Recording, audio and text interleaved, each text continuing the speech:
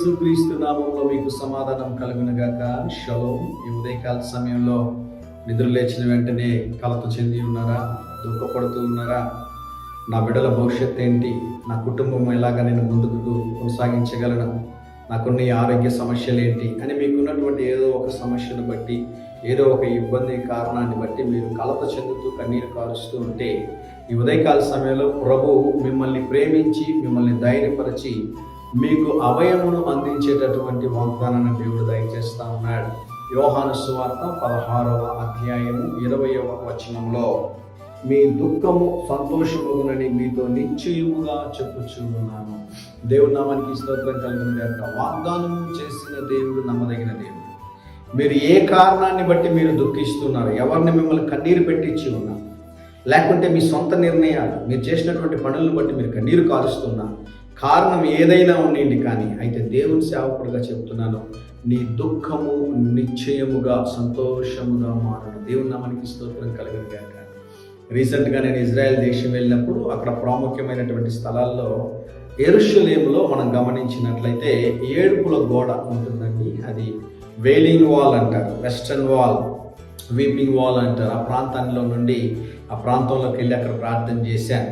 చాలామంది వారికి ఉన్నటువంటి సమస్యల గురించి చిన్న చిన్న చిట్టీలు రాసుకొని వచ్చి ఆ గోడల్లో పెట్టి అక్కడ ప్రార్థన చేస్తూ ఉంటారు. కొంతమంది అనుకుంటారు మనం చాలా చిట్టీలు రాసుకొని వెళ్ళి అక్కడికి వెళ్ళి పెట్టి ప్రార్థన చేస్తేనే జరుగుతుంది అనుకుంటారు. అది చాలా పొరపాటు.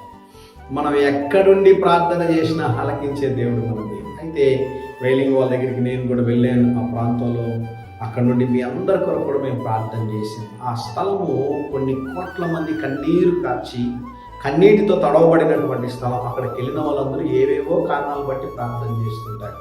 అయితే యూదులు, ఇశ్రాయేలీలు అక్కడికి వెళ్ళి ఏం ప్రార్థన చేస్తారో తెలుసా? నీ మందిరంలోనికి మమ్మల్ని తీసుకుని వెళ్ళు ప్రభు అని ప్రార్థన చేస్తారు.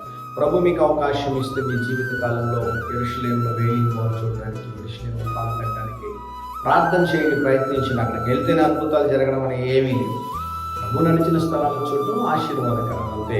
ఈ సమయంలో ఆ వేలింగ్ వాల్ నుంచి మీకు శుభము తెలియజేస్తున్నాను. చూడండి, ఆ ప్రాంతం అంతటిని చూడడానికి మరి చూడలేనటువంటి వారి కొరకు ఏర్పాటు చేస్తున్నాను. ధైర్యంగా ఈ దినాన్ని ఎదుర్కోండి, ప్రార్థనలో పాల్గొనండి. దేవుడు మీ మీద మెండైన దీవెనలు కుమ్మరించునుగాక.